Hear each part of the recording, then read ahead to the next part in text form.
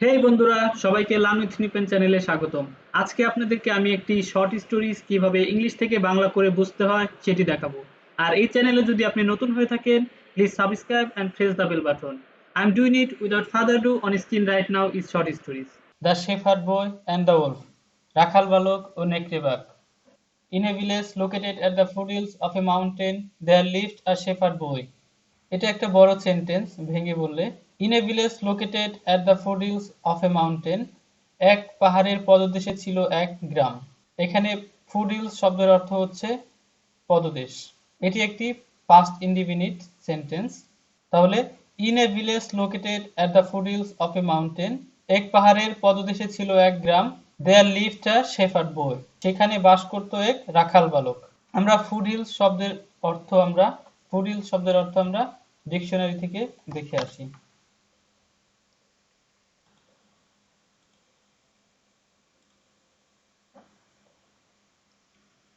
এটা UK sound, এটা USA sound.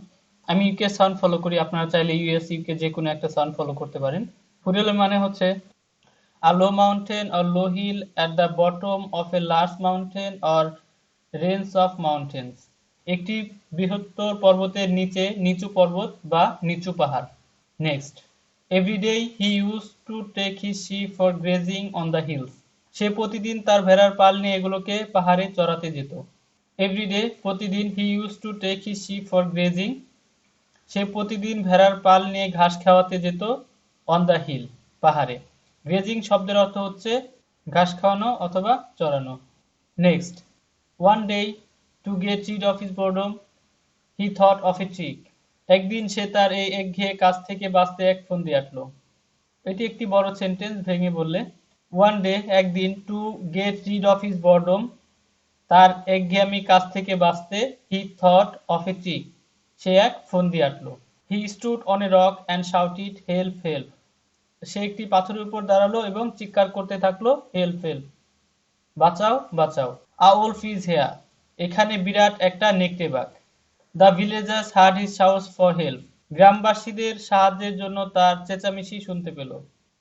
এটা ভেঙে বললে দ্য ভিলেজার্স গ্রামবাসীরা, হার্ড হিজ শাউটস তার চেঁচামেচি শুনতে পেল, ফর হেল্প সাহায্যের জন্য। গ্রামবাসীদের সাহায্যের জন্য তার চেঁচামেচি শুনতে পেল। They at once left their work and ran towards the hills carrying sticks. তারা তখনই জরুরি কাজ ফেলে হাতে লাঠি নিয়ে তাকে সাহায্যের জন্য এগিয়ে আসলো। But when they got there, they saw the sheep grazing peacefully. কিন্তু তারা সেখানে পৌঁছে দেখতে পেল যে মেষগুলি পরম আনন্দে ঘাস খাচ্ছে। এটা ভেঙে বললে বাট কিন্তু, when they got there যখন তারা সেখানে গেল, they saw the sheep তারা ভেড়াগুলো দেখতে পেল, grazing peacefully শান্তিপূর্ণভাবে ঘাস খাচ্ছে অথবা পরমানন্দে ঘাস খাচ্ছে। পিসফুল শব্দের অর্থ হচ্ছে শান্তিপূর্ণভাবে অথবা পরমানন্দে।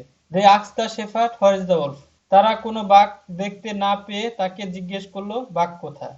Next, he ran away on seeing a wolf, he said, সে বলল আপনাদের তেড়ে আসতে দেখে সে পালিয়েছে। Again after a few days he started shouting, the wolf is here, help help. এটি একটি বড় সেন্টেন্স, ভেঙে বললে এগেইন শব্দের অর্থ এখানে আবারও। আফটার এ ফিউ ডেজ কিছুদিন পর, হি স্টার্টেড শাউটিং সে আবার চিৎকার চেঁচামেচি শুরু করলো। দ্য ওলফ ইজ হেয়ার, এখানে একটি নেকড়ে বাঘ। দ্য ওলফ ইজ হেয়ার, এখানে একটি নেকড়ে বাঘ। হেল্প হেল্প, বাঁচাও বাঁচাও। কিছুদিন পর সে আবার বাঁচাও বাঁচাও বাঘ বাঘ বলে চিৎকার করে উঠল। This time too the villagers came to his rescue, এবারও গ্রামবাসীরা তাকে উদ্ধারের জন্য এগিয়ে আসলো। But they did not find any wolf, কিন্তু গেলবারের মতো তারা সেখানে কিছুই দেখতে পেল না। Next, but one day a wolf actually arrived, তবে একদিন এক নেকড়ে বাঘ সত্যি সত্যি সেখানে আসলো। এটা ভেঙে বললে এখানে বাট শব্দের অর্থ হচ্ছে তবে বোঝাচ্ছে। বাট ওয়ান ডে তবে একদিন, আ ওলফ অ্যাকচুয়ালি অ্যারাইভড এক নেকড়ে বাঘ সত্যি সত্যি আসলো। He started chasing and killing the sheep, সে ভেড়াগুলিকে তাড়িয়ে নিয়ে গেল এবং বেশ কিছুকে মেরে ফেলল। চেসিং শব্দের অর্থ হচ্ছে তাড়িয়ে নেওয়া। অ্যান্ড কিলিং দ্য শিপ, এবং বেশ কিছু ভেড়াকে মেরে ফেলল। The shepherd shouted for help again and again, রাখাল সাহায্যের জন্য আবারও প্রাণপণে চিৎকার করলো। But by this time the villagers had become tired of his tricks, এটি একটি বড় সেন্টেন্স ভেঙে বলে। বাট বাই দিস টাইম, কিন্তু তৎক্ষণে, বাই দিস টাইম শব্দের অর্থ হচ্ছে তৎক্ষণে। The villagers had become tired of his tricks, গ্রামবাসীরা তাদের নিয়ে মজা করার জন্য তারা তার অপকৌশলে ক্লান্ত হয়ে পড়েছে। Next, they said the boy is trying to fool us again, তারা বলল বালকটি আমাদেরকে আবারও বোকা বানাতে চায়। এটা ভেঙে বললে দে সেড, দে সেড শব্দের অর্থ হচ্ছে তারা বলল। দ্য বয় ইজ ট্রাইং, বালকটি চেষ্টা করতেছে, এটি একটি present continuous tense. The boy is trying, বালকটি চেষ্টা করতেছে, টু ফুল আস এগেইন, আমাদেরকে আবারও বোকা বানাতে। The boy is trying to fool us again, বালকটি আমাদেরকে আবারও বোকা বানাতে চায়। Next, so nobody went to help the shepherd, তাই রাখাল বালকটিকে কেউ সাহায্যের জন্য এগিয়ে আসলো না। এটি সাবলীল অর্থ হচ্ছে তাই তারা কেউ রাখালের সত্যিকারের বিপদে এগিয়ে আসলো না। Now the shepherd realised his mistake, এবার রাখাল তার ভুল বুঝতে পারলো।